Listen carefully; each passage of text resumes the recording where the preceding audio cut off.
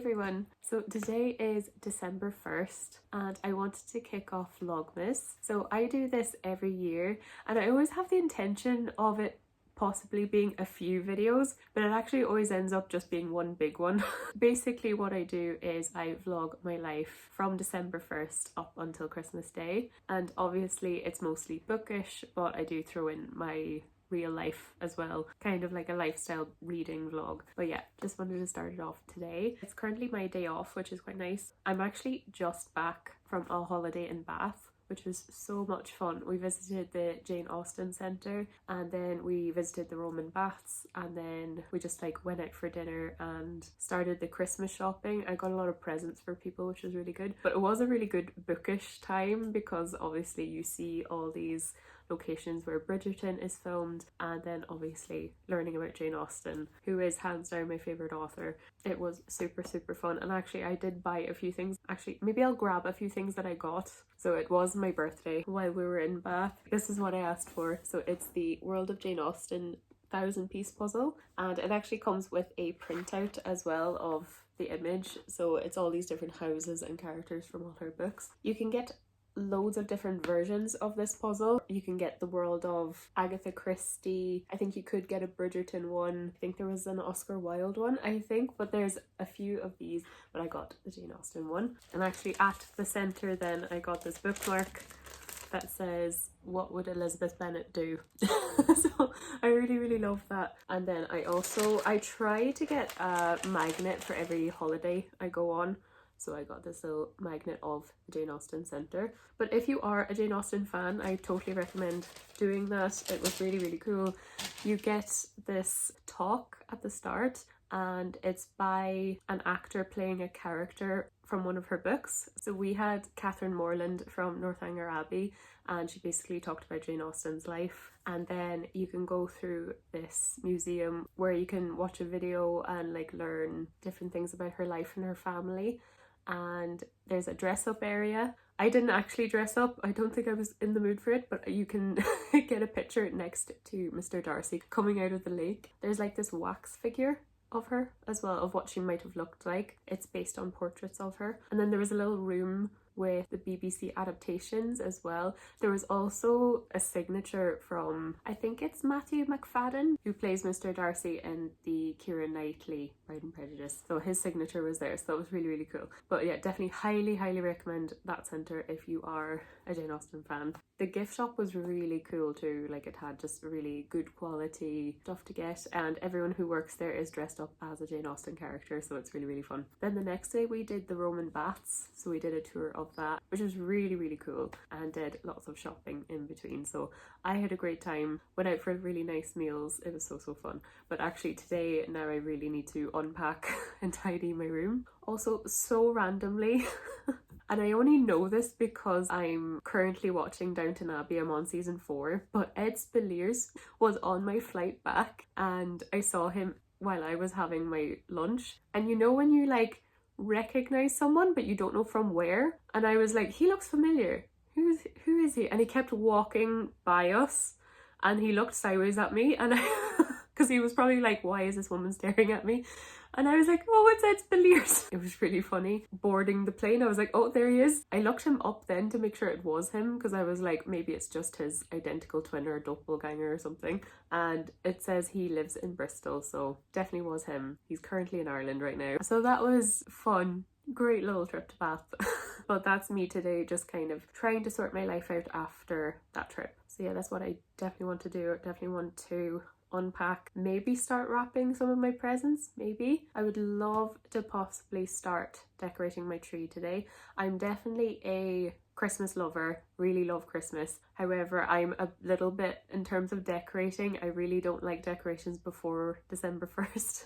I don't really mind the weekend leading up. For Americans, like Thanksgiving going into the Black Friday weekend, I don't really mind it from then on to the weekend just before December.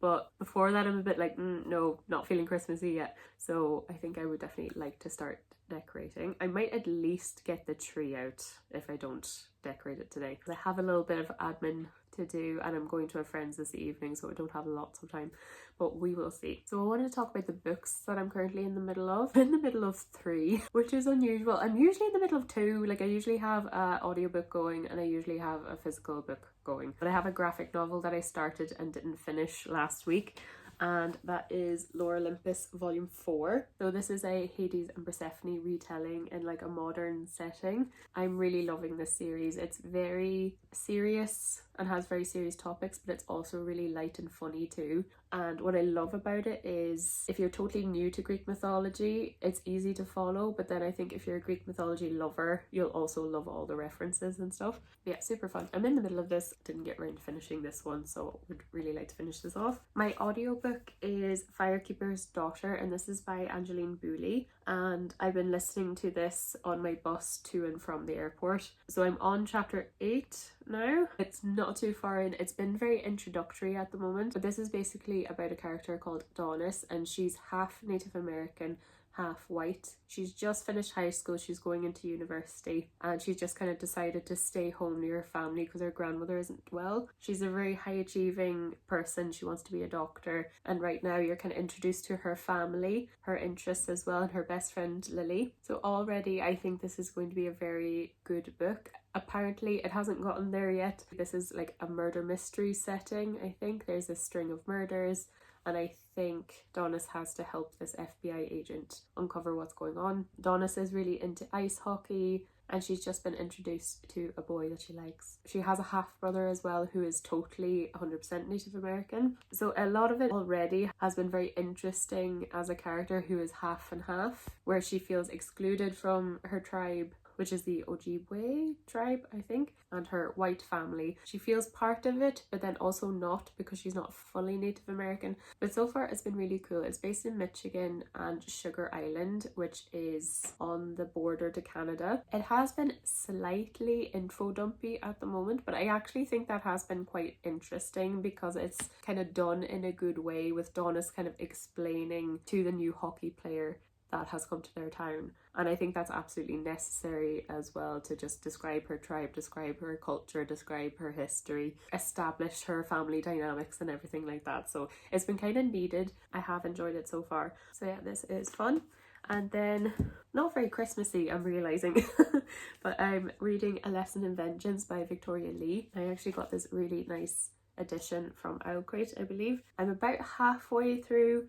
I'm actually reading this on my Kindle as well, because I took my Kindle with me to Bath. And this is about a really dark academia setting, girls' boarding school in the States. You have the main character Felicity, and she actually took a year out and came back to school because her best friend slash girlfriend was killed the year before. So she's kind of easing herself back into school, and in her boarding house this new girl has joined, and her name is Ellis, and she's this already quite famous author, and she would like to write a book on the history of the school and the murders that have happened in it in the 18th century. And she's a method author, so she wants to recreate how these deaths might have happened. It was during the Salem witch trials time, so it's a bit blurry if the girls that died previously, if they were murdered because they were believed to be witches, or did they cause their own deaths.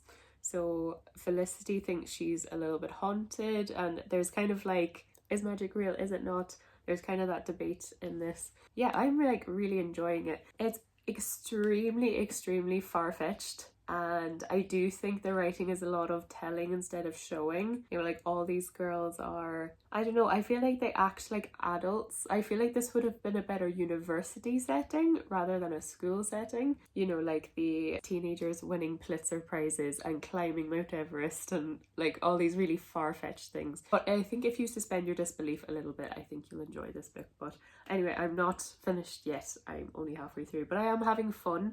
I don't think it'll be more than a 3-star, but I am enjoying it. So yeah, I need to get cracking.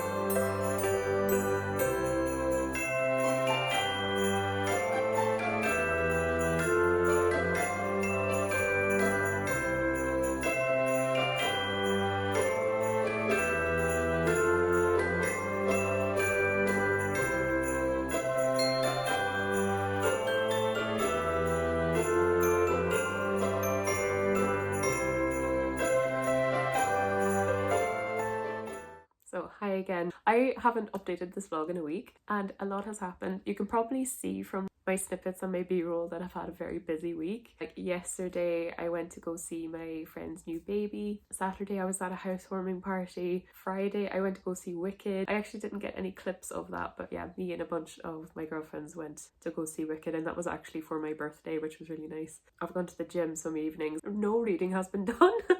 Bar last night. I did do a good bit of reading yesterday. I actually got up to chapter 20 of A Lesson in Vengeance. I think my Kindle is saying 60% done, so 40% to go. I'm surprisingly really liking this, but it makes my eyes roll as well. So I think it won't get more than a 3-star from me, as I kind of said at the beginning of this video. It's very pretentious, it's very unbelievable. The author does throw in words that no teenager would be saying, even if they were as smart as Felicity is. The characters seem 25 rather than 16, 17, 18. But it's still very enjoyable to read. I'm finding it very easy to just kind of consume it. It's very easy on the brain, if that makes sense. That being said, I'm finding the relationship setup a bit strange. Like, the dynamic doesn't make a lot of logical sense at the moment. I think they're building up to a romance, but it just seems to be just kind of this steady little bit of flirtation, but nothing's kind of being addressed yet. And then Felicity, with her suffering and her trauma and what she's experiencing, has gotten a little bit repetitive, I would say, at this point. But still, I think this is really fun. I'm really enjoying it. It's an interesting story. I think the next part of it is going to be really, really good. That's that. I am enjoying it, but it's probably just going to get an okay rating from me. So I'm actually just about to go out to the city and pick up some books, I think, and some Christmas presents, so I will definitely take you along with me. I think it's the 8th of December today, and on the 4th, which was last Thursday, the Goodreads winners were announced. And what I usually do is always buy the books that I don't already own that win the Goodreads winners, in the fictional categories only, really. So yeah, I think I have to pick up 5. So there's Frederick Backman's My Friends, sorry. And I think this is a book about this painting of these 3 boys swimming, which I think is on the cover of the book. And I think it's about the lives of these 3 boys. It's also about an artist who's obsessed with this painting and really wants to meet the boys that were in the painting. So I think it's just this big life story, kind of bittersweet story with overlapping storylines. So I'd say it'd be good. And I've never read a Frederick Backman before, so I'm happy to pick this up. Then Atmosphere won the historical fiction, which I'm actually quite happy about. I know Taylor Jenkins Reid was a shoo-in to win anyway, but I don't think the Goodreads Choice Awards are the best thing Goodreads does. I don't know, is it just sales or most shelved that win, and obviously people are going to vote for the ones that they've read. I think Goodreads have done really well with the challenges this year. I think they have really opened the doors to other types of books. So for example, I think in the November challenge it was native reads, and it gave you 100 Native American books that you could read from. That's why I'm listening to Firekeeper's Daughter at the moment. So I think if you're looking for other recommendations, I think that has been really, really good. But the awards are just, what was popular this year, and I think it's a bit of fun. But I am really happy with Atmosphere because I do think it actually did highlight what it was like to be a woman in the 80s, especially to be the first woman to do something like become an astronaut. So I thought it was quite an interesting historical fiction in that regard. I am really happy that that won. The thriller was Not Quite Dead Yet, and this is by Holly Jackson, and I don't have this, but I think it sounds really, really good. So it's about a woman, I think, who gets attacked, and I think she wakes up after the attack and she's told that she basically only has a week to live, and I think it's about her trying to find her killer. So sounds really cool. Then Great Big Beautiful Life won Romance, which I'm not the happiest about, to be honest. Even though I loved that book, I thought it was more of a literary family drama with a big romance plot as well. But it's Emily Henry, so she's gonna win. Romantasy was Onyx Storm, which I do own. I have them all here. I haven't read them yet though. Fantasy was Bury Our Bones, which I'm really happy with, but I haven't read it yet and I do own it, so don't need to pick that one up. The Compound I'm really interested in picking up, so I'll try and find that today. It's like a Love Island meets Black Mirror. It's like this dystopian world where these people have to compete in a dating show, so I'd love to pick that up. Then Grady Hendrix won the horror category, and again, a bit like Atmosphere, it was a bit of a shoo-in because it's Grady Hendrix, but I thought Witchcraft for Wayward Girls was actually a really good book. I really did enjoy it. I thought it was a really well done story and really interesting. And then I think debut was Alchemized. I'm not surprised there, that has been just very hyped. It was based on a fan fiction, like a Harry Potter fan fiction, I think. It's called Manacled, but Alchemized, I think a lot has changed from it, and I think it's basically if Voldemort won the war, and in this book apparently all the names have been changed and the world is different. You probably don't need Harry Potter knowledge in order to go into it. I don't know how I feel about fan fictions, but the fact that this is kind of its own thing now, I am interested enough in picking it up. I know it's quite dark, like I think it's very Handmaid's Tale-esque, but yeah, I will pick it up. And then I think, was it the YA fantasy was Sunrise on the Reaping, which I'm so happy about. And again, it's a bit like the other categories, definitely was a shoe-in to win, of course, but it was probably the best book I read this year, so I am so happy about it. And if you don't know, it's a Hunger Games prequel about Haymitch. So it's set 24 years before Katniss's games. It's about when Haymitch was raped himself and had to compete in the games, and it was incredible. I'm going to be there when the movie is released, the day it comes out. I cannot wait. And then the YA fiction, I think, was Fake Skating. Never heard anything about this. I'm assuming it has a fake dating trope, but yeah, I actually haven't heard anything about this book, so I'll pick it up and see if I like it. So yeah, I'll see if I can find some of these books out in the city. I also need to get Christmas presents as much as possible. I'm actually going to my family's home this weekend, so I want to get everything done this week. This week will be a lot calmer, so I'm hoping I'll get more reading done. I definitely need to like pack and wrap Christmas presents and get ready for the run up to Christmas, so I'm excited. So I'll definitely vlog as much as I can.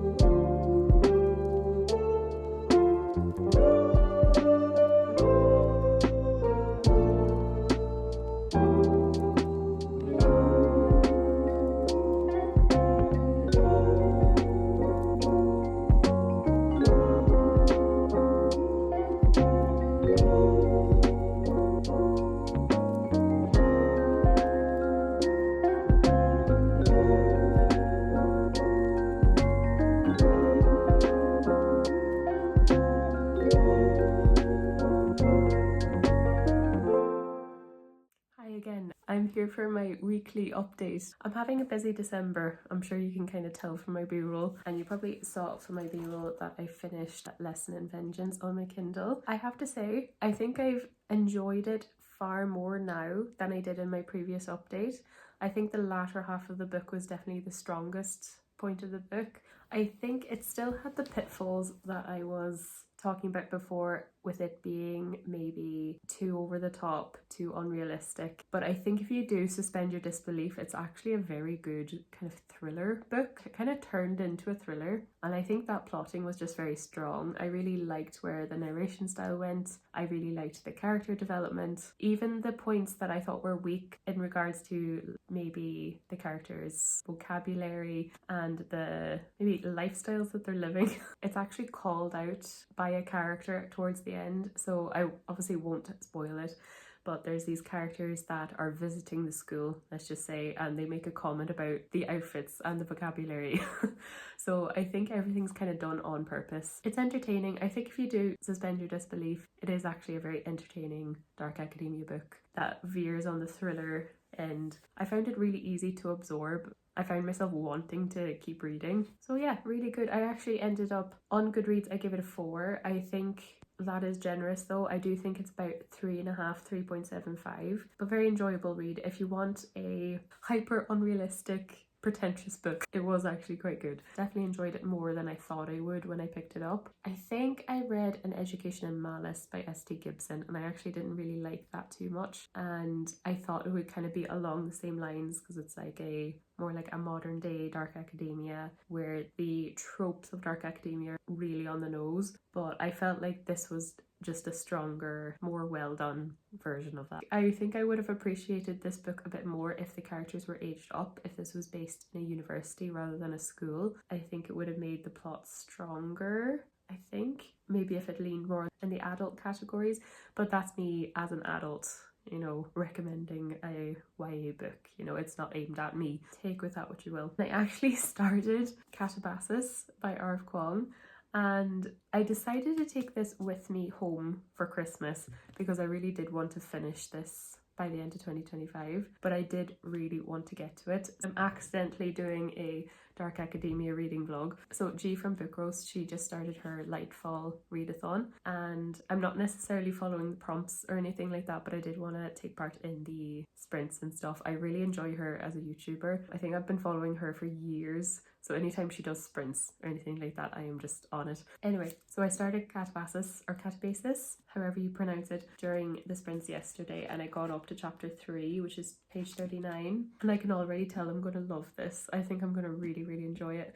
I really liked Babel by her. I'm so early into the book, so obviously I don't really know where it's going to go or how much I am going to like it, but so far I'm really liking it. I feel like Kwong's books are all very different. Like you have Yellowface, that's like a lit fic, you have The Poppy War, which is like a fantasy, and then I feel like this and Babel are around the same lines. So I think if you liked Babel, you probably will like this. But again, early days for me. But already I really love the characters. I think Alice is really unlikable, and I love when an unlikable character is done very well. I really like Peter as well, and I love their dynamic, so I think I'm going to really enjoy this book. I really like characterization so far, and then I really also like that it gets you just straight into the action. Like it's straight away Alice is trying to fix this problem that she created. It does like flashback scenes and stuff, which I quite like, so I really like that it's just like straight into the action. It's reminding me a lot of Ninth House by Leigh Bardugo,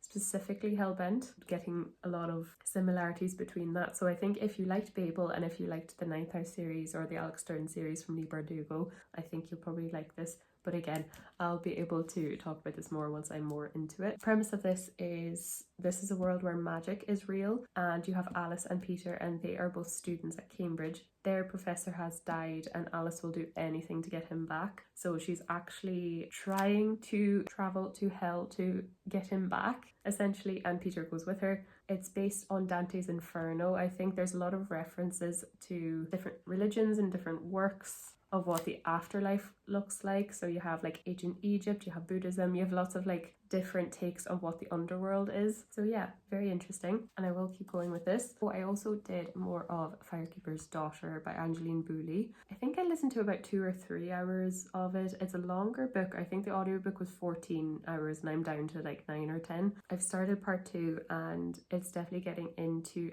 the meat of the story, would you say? I think I did describe the premise already, but it is about this half Native American, half white girl. She basically gets roped into helping the FBI with a drug case that's happening in her community. So that's just been kind of like set up now, and I'm really enjoying it. I feel like the first part was very info dumpy, but obviously I feel like that was needed, because if you're like me and you don't know much about Native American culture, it was actually needed for me. And I really like that the audiobook narrator can pronounce everything, like all the names, correctly. I think it's been a good audiobook experience. But even though it's quite info dumpy, it was done quite well. So it's kind of done in a way where this new guy has joined the hockey team and he's friends with Donis's brother. Donis is kind of tasked with kind of introducing him to their community and friends. So in that way it's done quite well. So I'm looking forward to maybe the information dumping being kind of done and just going into the more maybe mystery thriller aspect of the book. And I think if I have one more gripe about it, I feel like some of the dialogue is very young or outdated in ways. It's nearly like what adults would think teenagers say, but I'm still very much enjoying it and it is a strong book. So I will probably listen to a good bit of that while I'm here, while I'm home. So yeah, I'll definitely do an update when I get a bit more of this read.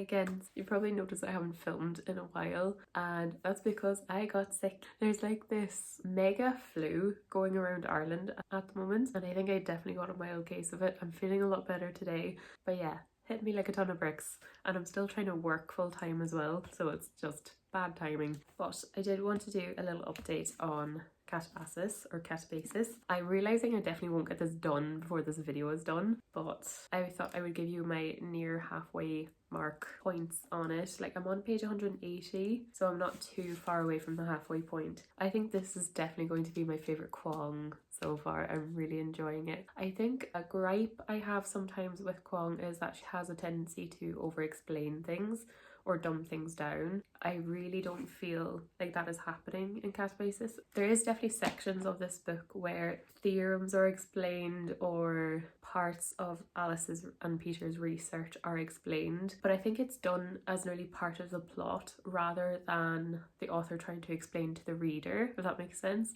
So I think I'm really liking that. I like that Kwong kind of trusted her readership this time around, because I did find that a bit with Babel. The points that she was trying to make were kind of like fed to you on a plate, and I felt like the characters were a little bit created to just get a point across rather than being their own characters, where I feel like she's really improved in this book. And I really feel like Alice and Peter could be real students. They're both really flawed, but you still want to root for them. Like, both of them have their really big downfalls and have their strengths as well. And I think it really makes for really interesting characters. So really liking the storytelling, really liking the characterization in this book.